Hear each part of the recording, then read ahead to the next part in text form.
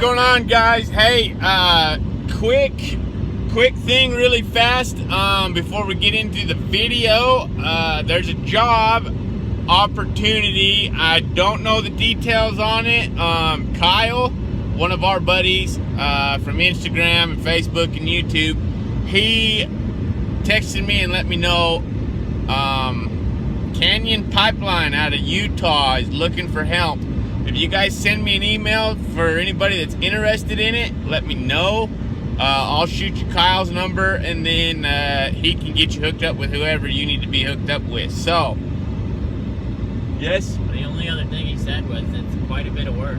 Yeah, he said there's a ton of work. So, if you get hooked up with him, sounds like you're going to be there a long time. So, that's a good long-term deal. I think.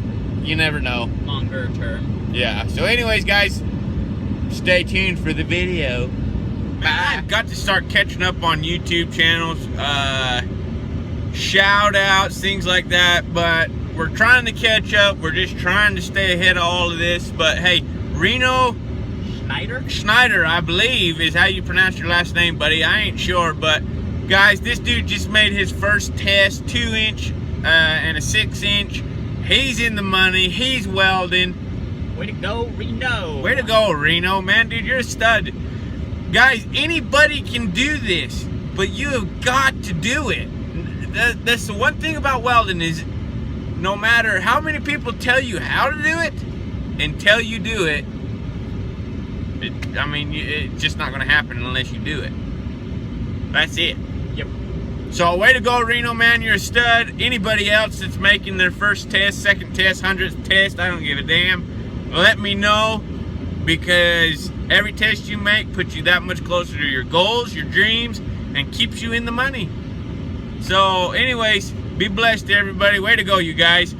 Keep pushing into trying to become the welder. Eventually it's gonna happen, but it's not for the faint of heart, and it's for the people that are willing to keep going and never give up. So see you guys all in a little while. Bye. Be blessed. Hey, let's talk about doing things you don't want to do. We all got it. We all wake up. We all don't want to go do it. Guys, get some goals in mind. I talk about goals like crazy. How early do you guys wake up in the morning? Yeah, that's a good question. Jeez, some of these pipeline jobs, you're working 14 hours and stuff.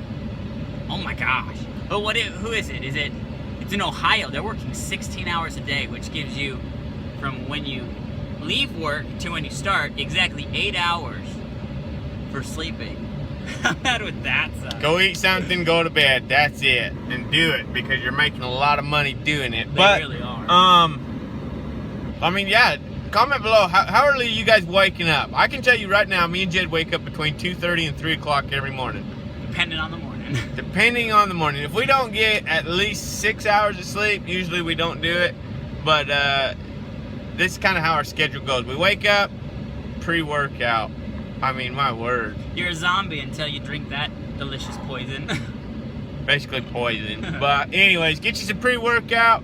We freaking go to the gym, we hit it, and then we come out to work. 2-hour drive. We get to work, we go to work, get motivated, you're ready to roll. But today we're going to talk about, like, man, you've been out here, you're in 100-degree weather. Say you're a helper. Okay?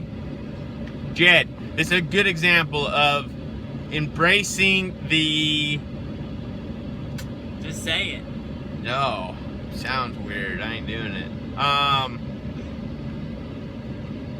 Learning to just... Not dread the day? Yeah, not dread the day. Learning to... learning how to switch your attitude. Because you're either going to be pissed off all the time, or you're going to be happy. And I can tell you one thing, being happy is going to make your day a hell of a lot better, and it's going to make everybody else's day a lot better around you too. Mm-hmm. So, one good thing, I'll tell you what Jet did this weekend. We were gone. I left my welding truck at the house. It's 100 freaking degrees down here. He didn't have to go outside and go weld.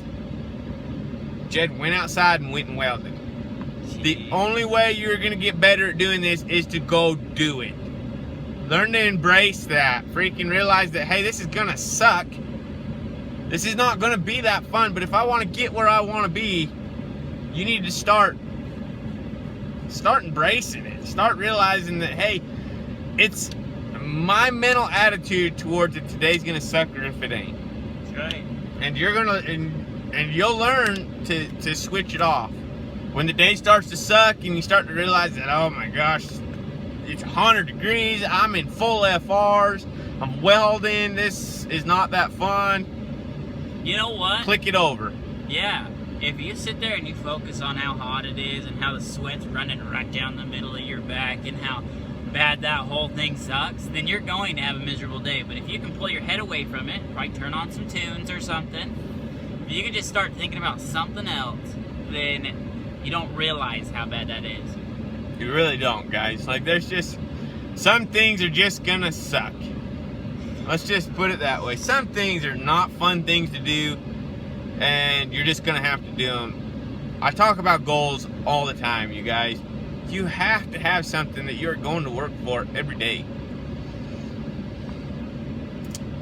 What is it? I read this thing, and this is everybody that's kind of bad with money, anybody that considers themselves lower middle class, higher middle class, guys. The difference between a rich person and anybody else is one thing. When a rich person gets cash, when they get their income, their money, however they're getting it, they invest in the cash, they invest in the capital, which creates cash flow, which then creates their spending money. This capital cash flow little quadrant will run forever. Give them an example of what that means. We just got paid $20,000 that doesn't go to bills. Okay? Okay. What can you do with that $20,000? A lot of people, like the middle class. Well, that's me. I mean, That right could have now. taken you all year to save up to. Yeah, it could have took you all year to make 20 grand. What do? You go buy a new boat. You go buy a new car. You go update your house. You go do all this stuff where the rich look at it as, okay, I got $20,000. How am I going to make this $20,000 make me another $20,000? So they go invest it into real estate. They go invest it into things that are going to produce money for them. Mm-hmm. Guys, this is what motivates me. I used to be the mentality where, so that's how the rich works it. They go into the capital, cash flow, and then that creates their spending money, which they usually take that and go invest into something else. That's why they're rich. My mentality up to about 2 years ago was to get a check and go straight to fun. Mm-hmm. And I think that's 90% of the world. If we get some money, we get this chunk of money, and the first thing we're worried about is, okay, Friday's coming. Oh man, what are we gonna do Friday? Come Saturday and Sunday, holy shit, I'm out of money. Damn it. Check will be here Friday. Okay, we gotta do that. We can make it till Friday. That is not motivational to me.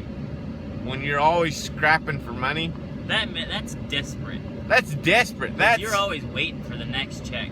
That's if that job is to end on you. What other streams of money do you have coming in? But anyways, guys, so the dealing with sucky days, dealing with days that aren't that fun, always have a goal in mind. My goal is freaking 3,000 apartments.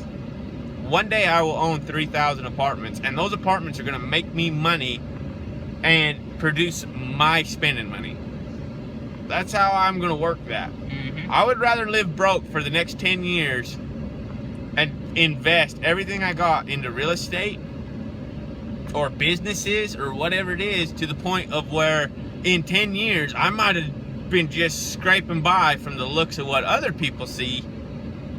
But what's really happening is I'm building me this cash cow that is going to sit there and just dump money into my pocket every month, every week, every day. Without you having to do anything. Everybody That's the end goal. That's how you retire, is you make money by not doing anything. That's it. Provide a service. Do something that helps somebody else, and that's going to produce money. And the more that you can just sleep and that thing's producing money, the more on track you are. So anyways, sucky days, get goals, get ideas, read books. I mean, do not consider welding as a forever job. You are going to go blind. You're going to get old. You're not going to be able to keep up. You got to have something that's going to provide for you. Embrace the suck and freaking go make money. Find something that motivates you besides welding. Welding is great. This is what we're all pushing towards. But when you get to the welder spot, have somewhere to put that money so that 20 years down the road, you can be sitting out fishing. You can be in freaking Sweden, Switzerland, Italy, Germany, wherever you want to be on a vacation for a month and come back richer than when you left. That's the goal. So anyways, guys, be blessed. We love everybody. Like, comment, subscribe. Send us emails with your guys' contact info. We've got tons of contacts. Hoping that this is going to help everybody. Hoping that it keeps us all in jobs is what I'm trying to do.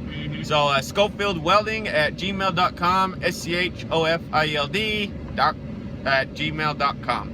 So be blessed. See ya. See ya.